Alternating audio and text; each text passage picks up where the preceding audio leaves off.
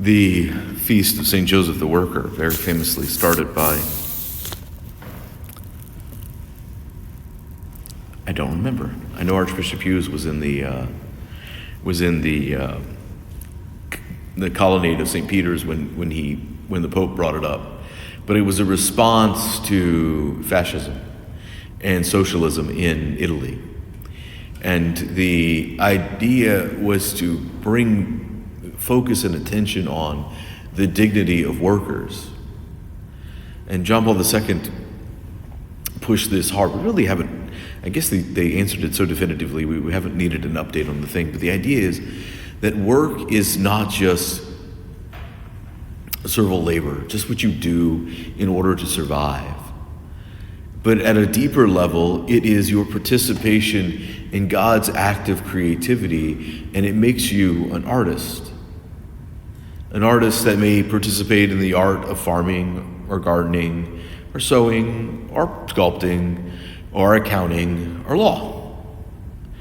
And through applying your human gifts and talents, wisdom and strength, you bring order to the natural world, or you heal what is broken.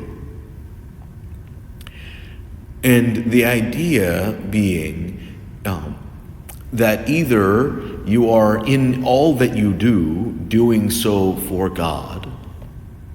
That's not the basic theology of work. That is a Christian spirituality of work.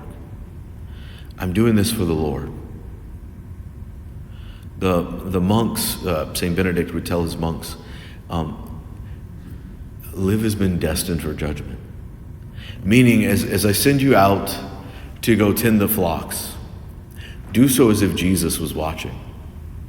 But also, from many different sources we get, do so as if not your abbot was asking you to do it, but as if Christ was doing it. All the work that you do it as if the person you serve is an angel, like Abraham.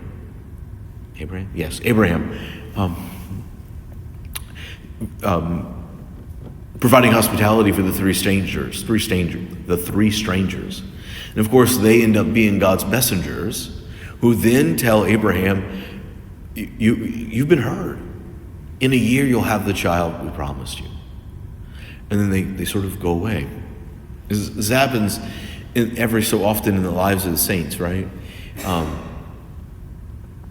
know for sure this happened in St. Faustina. She was providing, she was the cook for her monastery for a long time, and the poor of the town would come to the back door, and she would always have, stew or soup or whatever they were feeding the nuns that day, and a crust of bread for the traveler.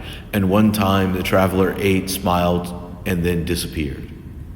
And either Jesus or an angel or something like that. But it doesn't need to be that. It doesn't need to be that supernatural, right? The Lord made it really clear in the scriptures. Whatever you did for the least of my brothers and sisters, you did for me. So it ain't need to be an angel for you to be serving Christ. It just needs to be another one of us. And when you serve them as if it's Jesus, you serve them as if it's Jesus. And that bears fruit in your life, in this life, and in the next.